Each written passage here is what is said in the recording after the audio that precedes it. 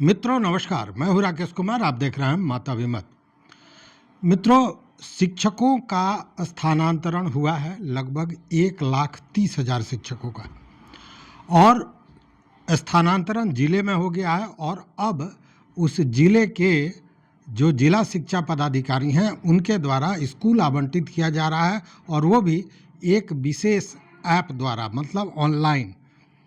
अब इसमें पूरी सतर्कता बरती गई है, गोपनीयता बरती गई है, पारदर्शिता बरती गई है। लेकिन ट्रांसफ़र जब हो गया, जिस जिले में हुआ, उसके बाद बहुत से ऐसे शिक्षक, बहुत से ऐसे लोग हैं जिनको बाद में ये लगा कि ओह, बेकार के वहाँ जा रहे हैं, उससे अच्छा तो जहाँ थे कार्यरत वहीं हम रहते।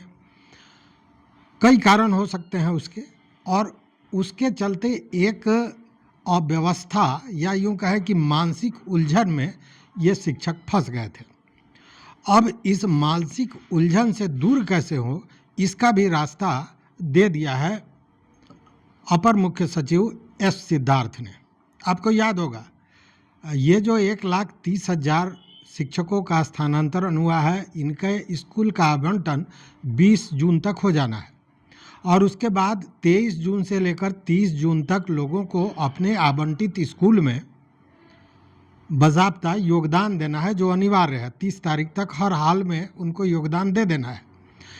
इसको लेकर एक चर्चा चल रही थी कि फिर कैसे वो जाएंगे, पहले से जहाँ कार्यरत हैं वहाँ से जाकर विरमित होना होगा। तो इसके लिए भी उन्होंने एक रास्ता दे दिया कि विरमित होने की ज़रूरत नहीं है, आप जैसे नए स्कूल में योगदान देंगे वैसे ही स्वतः आपका विरमन हो जाएगा। मतलब उसके लिए फिर आपको भाग दौड़ करने की ज़रूरत नहीं है। एक राहत की बात एस सिद्धार्थ ने की थी, और फिर एक और भी राहत की बात उन्होंने की है। वैसे शिक्षक जो इस स्थानांतरण से खुश नहीं हैं, जो नहीं चाहते हैं कि स्थानांतरण हो, लेकिन पहले किसी न किसी कारण से उन्होंने ई शिक्षा कोष पर जो अपना आवेदन दिया था, उसके बाद उनका ट्रांसफ़र हो गया, अब वो किसी कारण से, कारण बहुत हो सकते हैं, नहीं चाहते कि उस जगह पे जाएं, तो उनके लिए भी एक विशेष अवसर एस सिद्धार्थ ने दिया है। और ये कहा गया है कि वो अपने आवेदन को ई शिक्षा कोष पर जाकर अपने आईडी और पासवर्ड का उपयोग करते हुए उस आवेदन को वापस ले सकते हैं।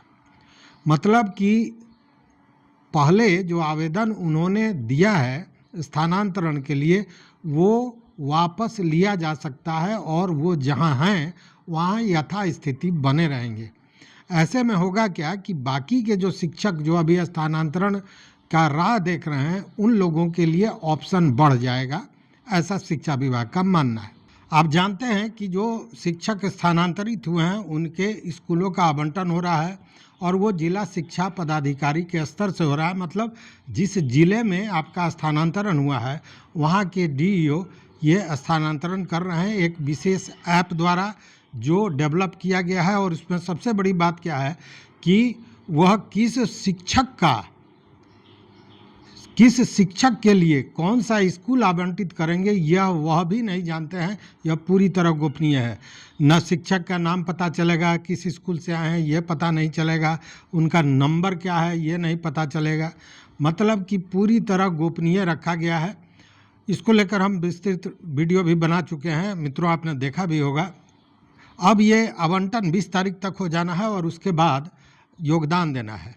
लेकिन जो शिक्षक, जैसा मैंने बताया, जो शिक्षक चाहते हैं कि हम रह जाएं, जहां हैं वहीं रह जाएं, तो उनके लिए ये ऑप्शन 1 जून से ही खुल गया है।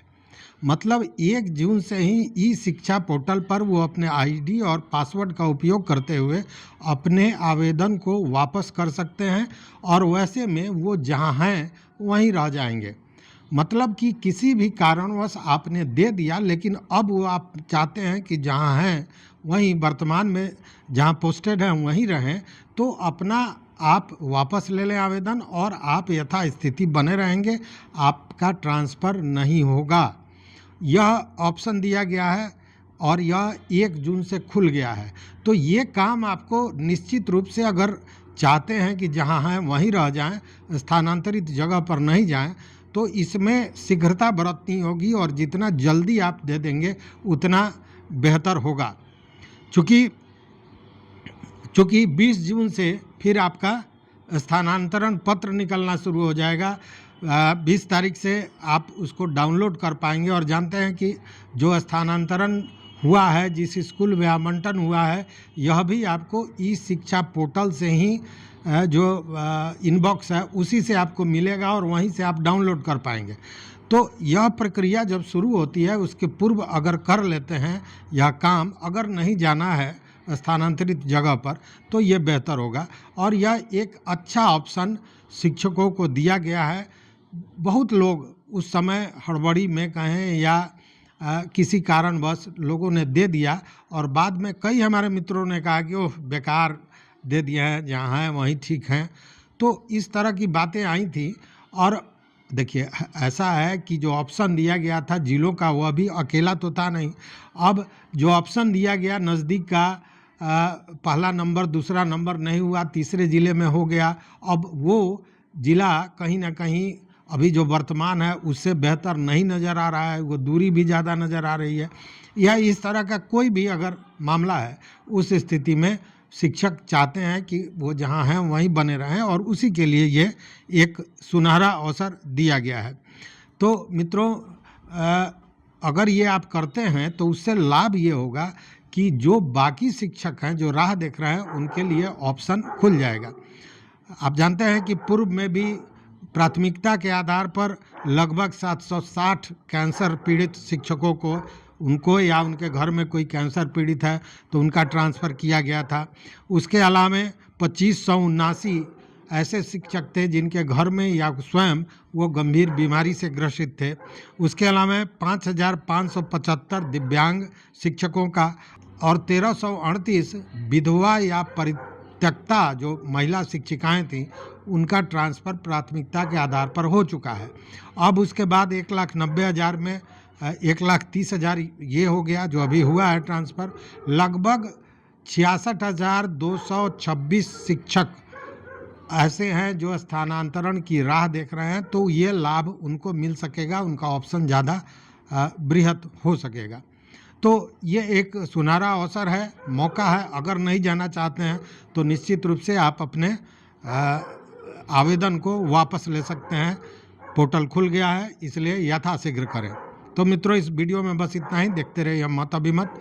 चैनल पर नए हो तो सब्सक्राइब कीजिए, लाइक कीजिए, दोस्तों के साथ शेयर कीजिए और अपना विचार जरूर दीजिए। बहुत बहुत धन्यवाद, कोटिशः आभार।